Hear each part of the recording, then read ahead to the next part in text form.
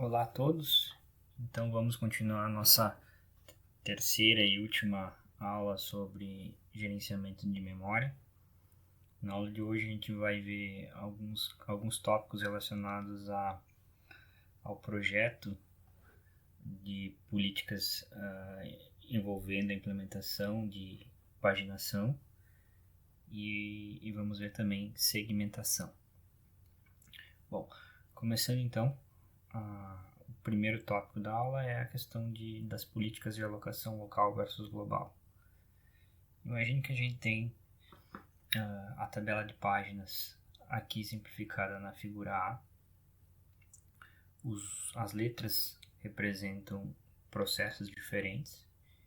Então a gente tem basicamente 3 processos em execução nesse exemplo aqui, processo A, B e C, com páginas alocadas na tabela de páginas. Podem ver que cada processo tem um número diferente de páginas. O processo A tem 6 páginas, o processo B tem 7 e o processo C tem apenas 3. E aqui nessa coluna Age é a idade das páginas, sendo que a idade menor significa que a página é mais antiga. Então o que a gente pode fazer quando acontecer uma falta de páginas nesse cenário? Existem basicamente 2 possibilidades. A gente pode substituir uma página daquele processo que gerou a falta de página, ou a gente pode substituir qualquer página que tenha na tabela de páginas, né? Inclusive de outros processos. Então, quando a escolha para substituição de páginas é interna ao processo que gerou a falta de página, a gente diz que é uma política de alocação local.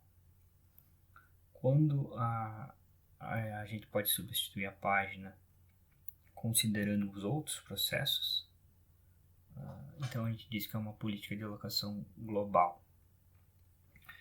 A figura B aqui, então, ela tem uma política de substituição de páginas local. Então, digamos que aconteceu uma falta de páginas no processo A. Dentre as 6 páginas de 0 a 5, a página 5 é a mais antiga, então é a menos usada recentemente, que seria a política de substituição de páginas desse exemplo. Então, a página A5 ela foi substituída pela página A6.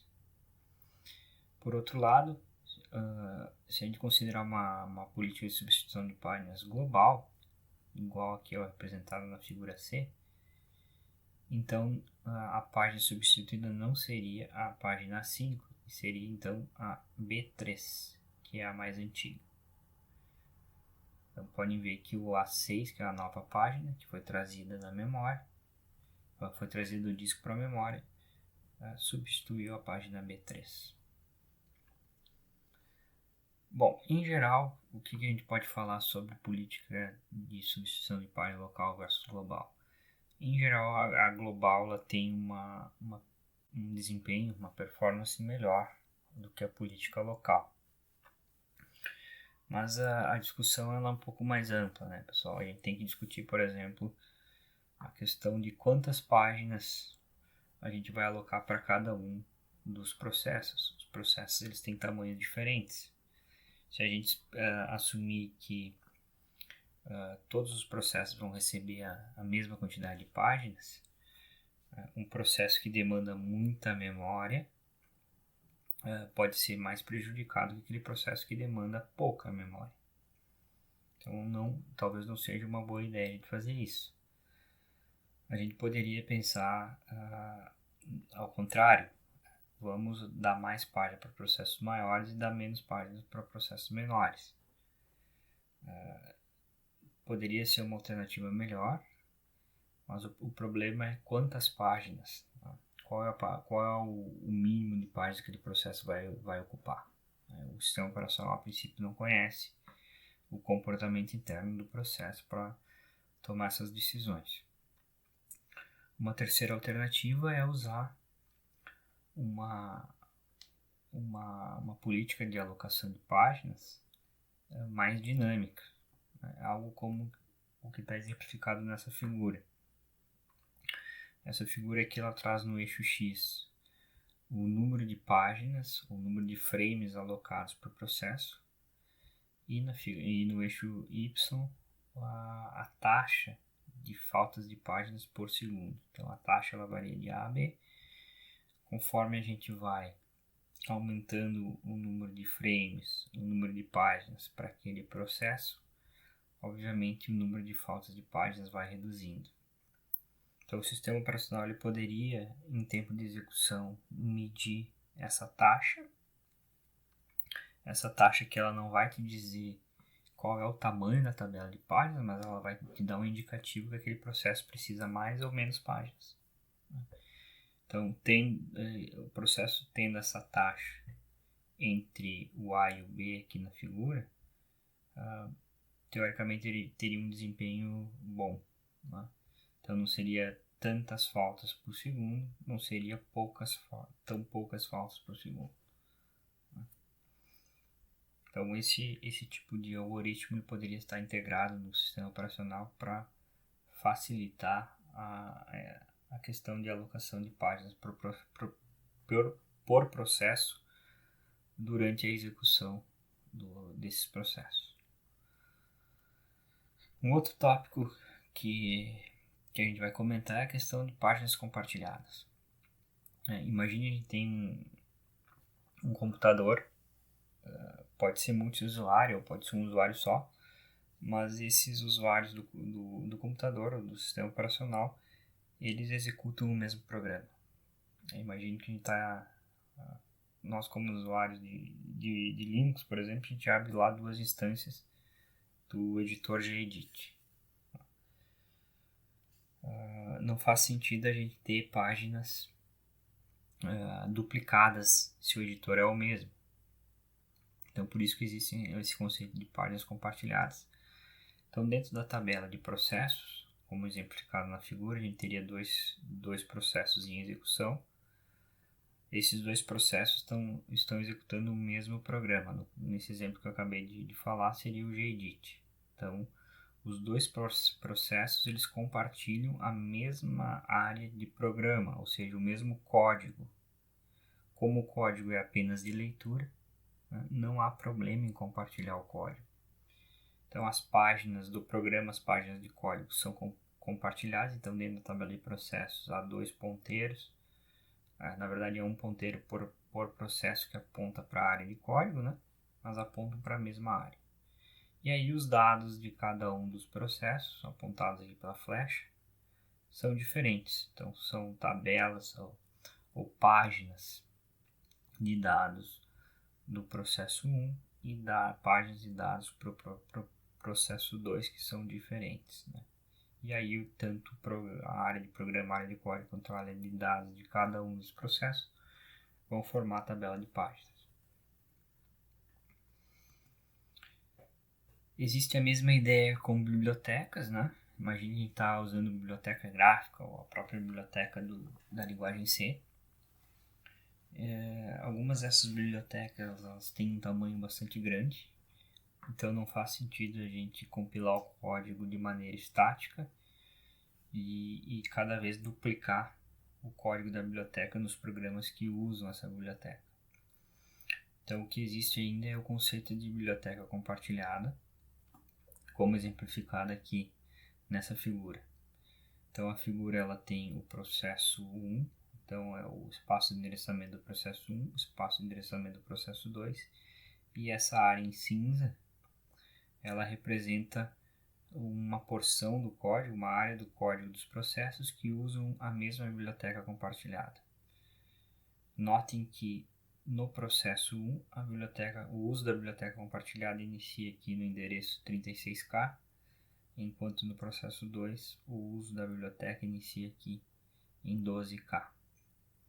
Se a gente usar simplesmente o endereço absoluto, então aqui dentro dos 36K, vai fazer um jump no endereço 38K. Esse endereço 38K deveria ser o endereço da biblioteca compartilhada. E se a gente fizer a mesma analogia aqui, seria o endereço, sei lá, 14K, né? Então, o uso de endereço absoluto dentro dos dois processos para acessar a biblioteca compartilhada não iria funcionar. Desta forma, existe o que é chamado de código independente de posição. Então, esse código aqui, quando compilado no processo 1 e quando compilado no processo 2, ele é um código chamado independente de posição. Ele não depende exatamente da posição da memória, porque dentro dele vão ser feitos jumps e operações relativas. Então, ao invés de pular para 14K, ao invés de pular para 38K, nos exemplos que eu dei, seriam sempre relativos ao início. Então, a partir daqui, pule 2K. A partir daqui, pule 2K. Então, dessa forma, mapeando essa área de memória da biblioteca para a área ou para a posição, para o endereço na memória RAM onde a biblioteca de fato está, não teria problema, porque estaria sempre no range de acesso dessa memória compartilhada ou dessa biblioteca compartilhada. Então, os sistemas operacionais eles suportam o uso de bibliotecas compartilhadas dessa forma. Aqui está um exemplo de compilação de uma biblioteca estática.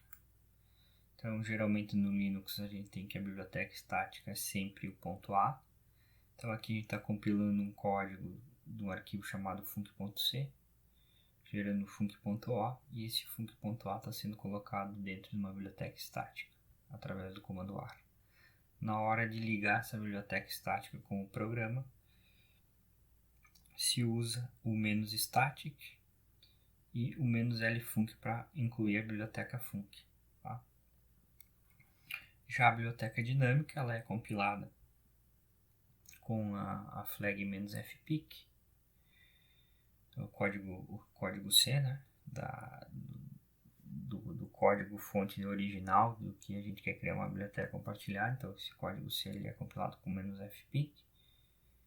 É gerada a biblioteca compartilhada de fato através do ponto .o.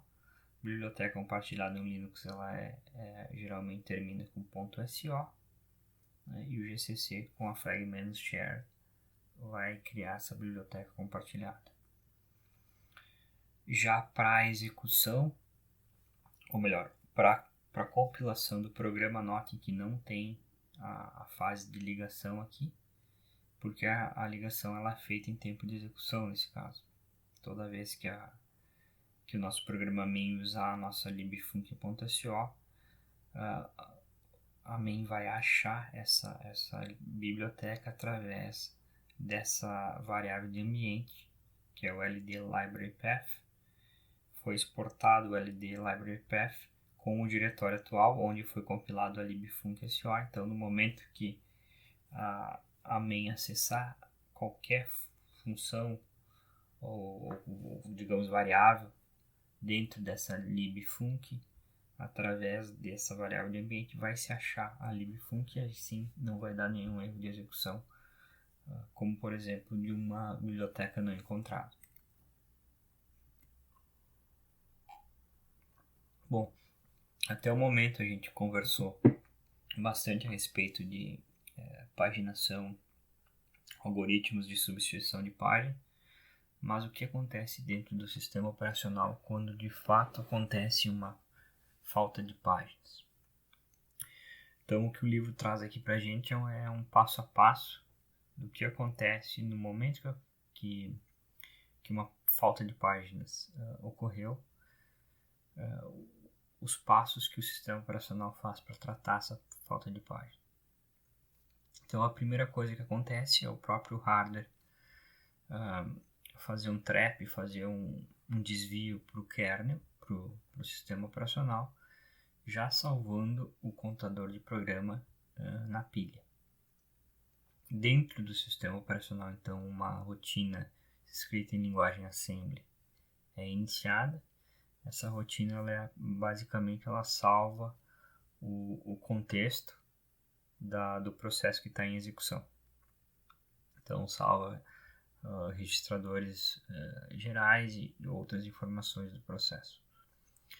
O sistema operacional, então, vai descobrir que essa interrupção é uma interrupção de uma falta de página e vai descobrir qual é a página virtual necessária para tratar essa falta de página.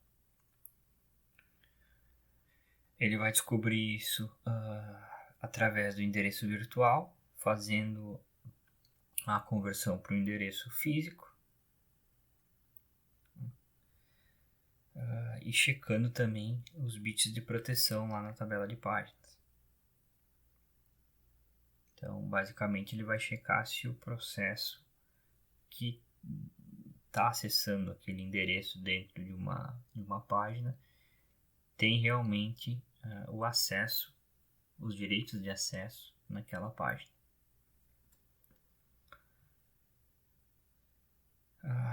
Ao fazer uma escolha, então, para uma substituição de página, então foi escolhida uma página para ser substituída. Essa página que está sendo retirada, ela pode estar suja, ou seja, o processo que detém aquela página pode ter escrito nela, então isso se chama de página suja. Se a página estiver suja, significa que ela precisa ser reescrita para o disco.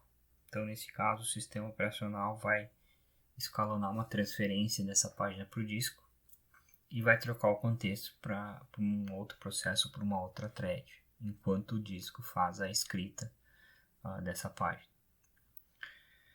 Quando a página tiver, o page frame estiver limpo, ou seja, a escrita do disco terminou, ou não precisou escrever, ou seja, a página, o frame estiver limpo, o sistema operacional vai então procurar o endereço daquele frame no disco e vai escalonar então outra operação no disco para trazer essa nova página.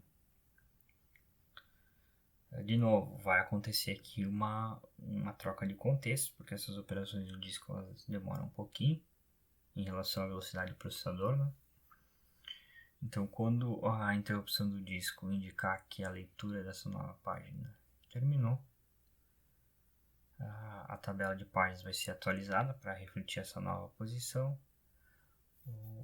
O frame que for trazido para a memória, então, vai ser marcado como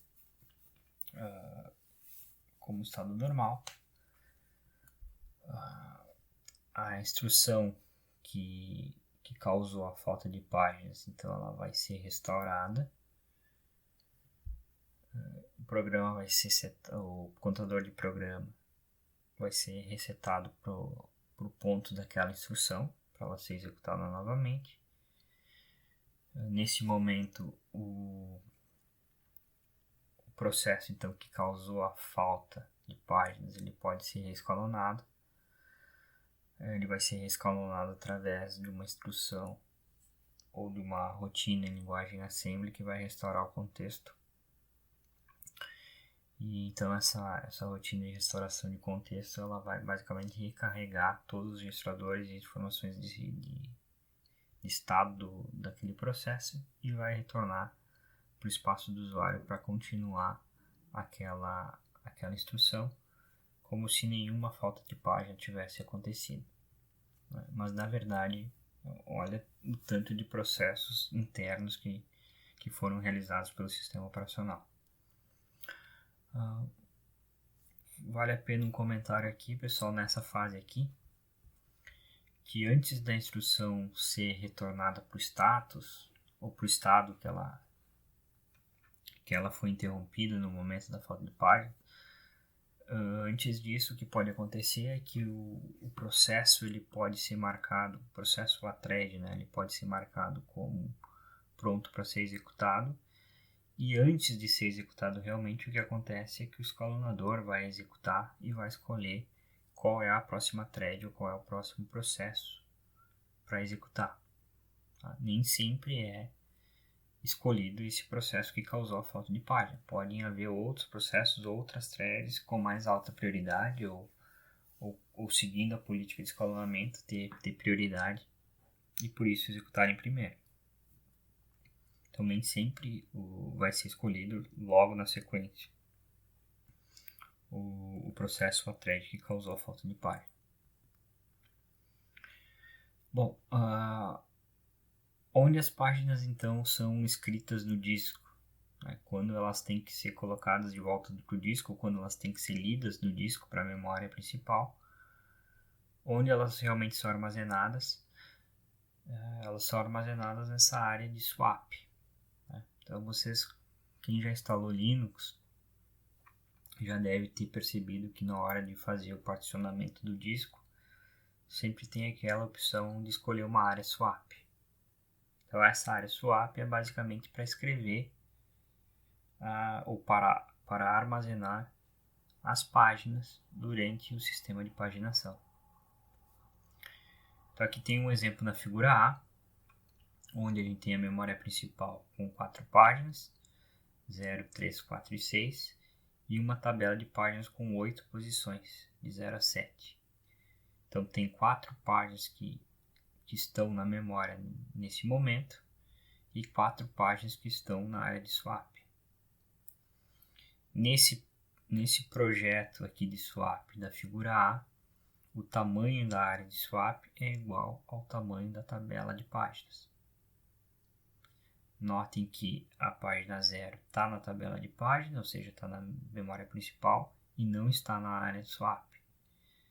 A página 1 não está mapeada, então não está na memória principal, não existe dentro da tabela de páginas, por isso ela está na área de swap.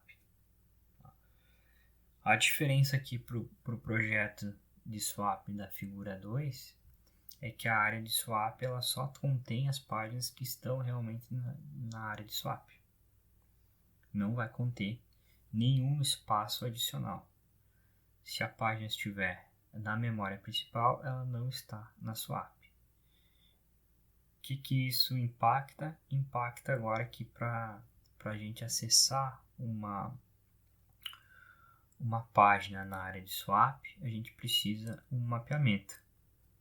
Notem que a primeira página na tabela de páginas é a 0 e a primeira página na área de swap é a 1. Então não é a mesma posição. Então por isso preciso um mapeamento que está representado na figura através desse disk map para fazer o mapeamento então da página ou para localizar a página dentro da área de swap.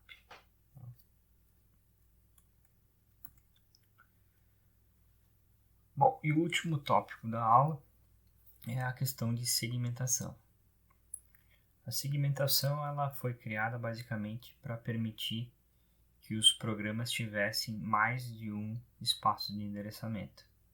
Então a gente viu a paginação e viu a paginação considerando que cada programa tem um único espaço de endereçamento. Já com segmentação, cada programa ou cada processo vai poder ter múltiplos espaços de endereçamento e cada espaço de endereçamento pode ser ou é completamente independente de cada um. Esses espaços de endereçamento são chamados de segmentos. Então vem daí o nome segmentação. Então cada segmento é basicamente uma sequência de endereços que vai de 0 a um tamanho máximo. Cada segmento pode ter ainda diferentes tamanhos e pode variar durante a execução. Então essa é mais uma grande diferença para a paginação. A paginação, o tamanho era fixo e não variável, ou seja, o espaço de endereçamento era fixo e não variável.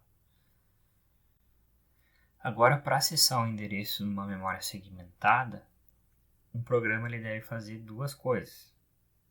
Primeiro, qual é o segmento que está sendo acessado? Isso é representado pelo número do segmento. E depois, qual é o endereço dentro daquele segmento. Aqui tem um exemplo de segmentação para um compilador. Dentro do compilador existem várias tabelas. Essas tabelas elas vão aumentando de tamanho durante a compilação do código. Então tem uma tabela de símbolos, tem o texto do código fonte, tem constantes, tem uma árvore que faz o parser, uma pilha de chamadas. Então tem várias tabelas ou várias estruturas de dados internas no processo de compilação. Cada uma dessas tabelas têm tamanhos diferentes e vão aumentando e diminuindo de tamanho durante a compilação. Então, numa memória segmentada, a gente poderia dar para cada uma dessas tabelas um segmento diferente, de forma a aproveitar melhor a memória disponível. Essa tabela aqui ela faz uma breve comparação entre a paginação e a segmentação. Então, por exemplo, o programador precisa estar ciente que a técnica está sendo usada, na paginação não, mas na segmentação sim. Quantos espaços de endereçamento lineares existem na paginação? Só um, na segmentação muitos. E assim por diante.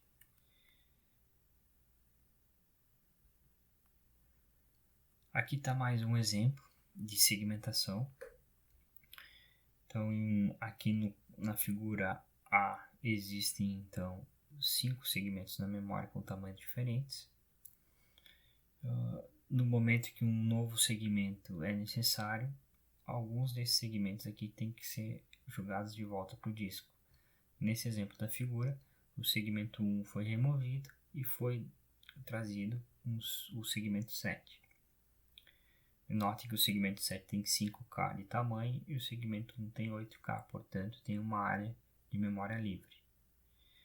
Na figura C aconteceu a mesma coisa, mas aqui no segmento 4. O segmento 5 foi trazido da memória, tem 4K, portanto ele não cabe nessa área de memória livre.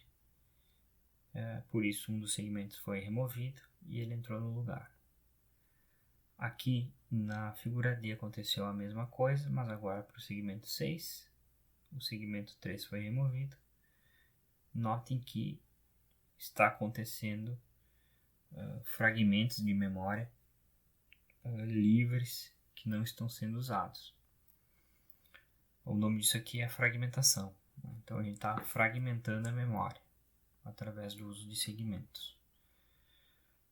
Quando a gente faz desfragmentação, significa fazer isso aqui representado na figura E, ou seja, copiar todos os segmentos para o início da memória, de forma que tenha a área livre no final e seja mais fácil encontrar uma nova posição de memória para um novo segmento.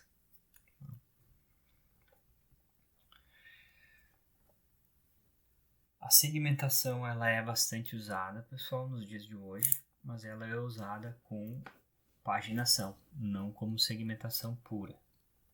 Então a segmentação ela é usada com paginação, ou seja, dentro de cada segmento, dentro de cada espaço de endereçamento daquele segmento, é feita a paginação. Então assim é possível combinar a questão da paginação, os benefícios da paginação, ou seja, ser totalmente transparente para o programador,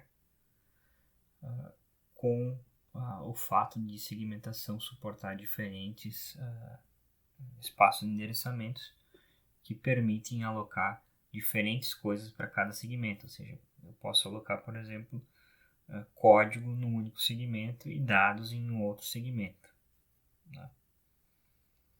Então, o exemplo que eu queria passar para vocês é a segmentação com paginação que existe nos computadores Pentium, ou nos computadores da Intel, os i3, i5, i6, i7, desculpa. Todos eles têm segmentação com paginação. Então, os computadores da Intel, os Pentium, eles têm 16K segmentos. Cada um desses segmentos ele pode ter 1 bilhão de palavras, ou seja, 4 GB. Então, o espaço de endereçamento para cada segmento é de 4 GB. Existem duas tabelas no sistema de segmentação da Intel, a LDT e a GDT. A LDT é a tabela de descritores locais, a GDT é a tabela de descritores globais. Cada programa tem cada processo tem sua própria LDT, que vai descrever os segmentos internos daquele processo, como dados, pilha, código, entre outros. A GDT, como o próprio nome já diz, ela é global, ou seja, só existe uma GDT no sistema.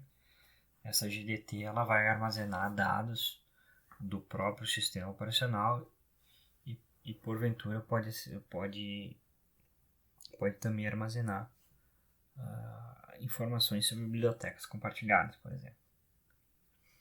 No momento que um programa, um processo faz o acesso a uma posição de memória, a primeira coisa que deve ser feita é selecionar qual é o segmento. Se aquele segmento ele vai estar dentro da LDT ou se vai estar dentro da GDT. Então esse é um ponto. Qual é a localização do segmento? É um segmento local ou se é um segmento global? E depois qual é o índice dentro da tabela dos descritores locais ou dentro da tabela do descritor global. Então isso é feito através de um registrador especial, que é um registrador de seleção. Então dentro desse registrador de seleção vai ter um bit que vai dizer que aquele segmento que está sendo acessado, ele é 0 se for GDT ou se for 1 é LDT. Vai ter o nível de privilégio, mais tarde isso aqui vai ficar claro para vocês, daqui a alguns slides, mas basicamente vai dizer se aquele código que está acessando o seletor tem um nível de privilégio, tem direitos de acesso ou não naquele seletor. E vai ter 13 bits aqui que vão ser usados como índice dentro da tabela de descritor local ou dentro da tabela de descritor global.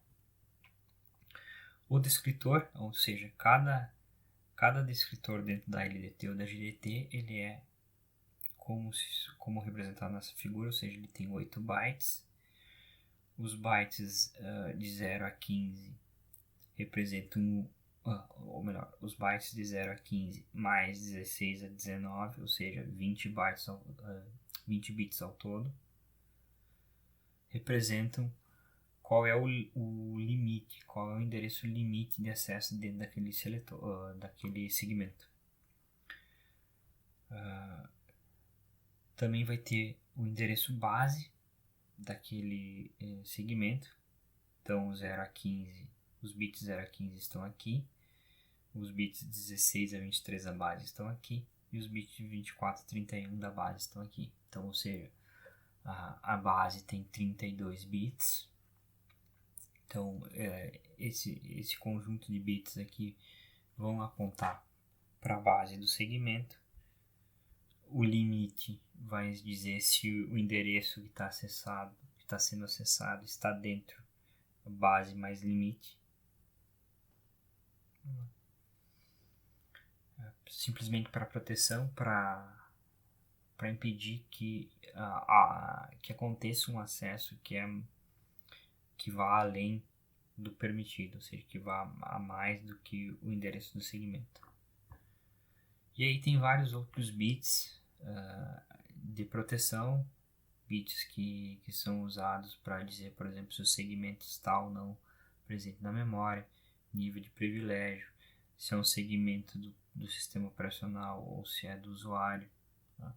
E outras informações a mais. Então, no momento que acontece um acesso à memória, o que acontece dentro do processador é representado nessa figura. Tem um endereço offset que serve de entrada. Então, esse endereço offset ele é usado junto com um seletor. Então, essa representação aqui, então, é o seletor. O seletor ele vai nos dizer qual é o descritor. Dentro do descritor são pegos o endereço base, o endereço limite daquele segmento e aqueles outros campos que a gente viu. Dentro do endereço base mais o offset, então endereço base mais offset, na saída da segmentação eu tenho um endereço linear de 32 bits. Esse endereço linear de 32 bits, representados aqui em cima, é dividido em 3 partes para fazer a paginação.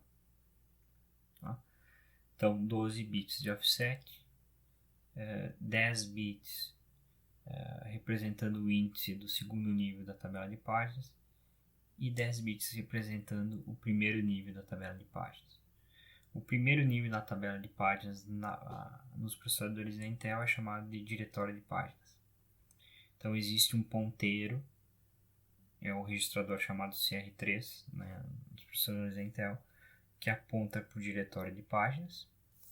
Esses 10 bits aqui servem como índice no diretório de páginas, então representado aqui nessa área cinza.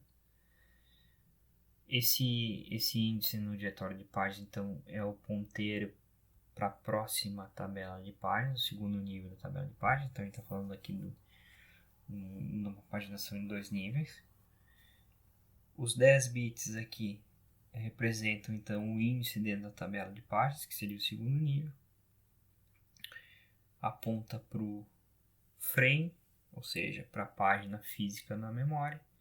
E os 12 bits de offset, então, selecionam qual é o byte ou qual é a palavra dentro do frame.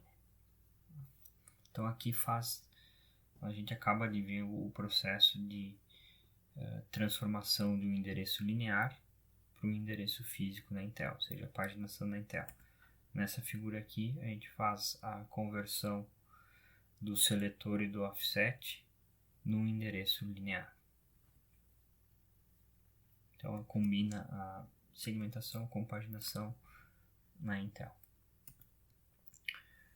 Para fechar esse assunto de segmentação, aqui está uma representação dos níveis de proteção também dentro do Pentium. Então são 4 níveis de proteção.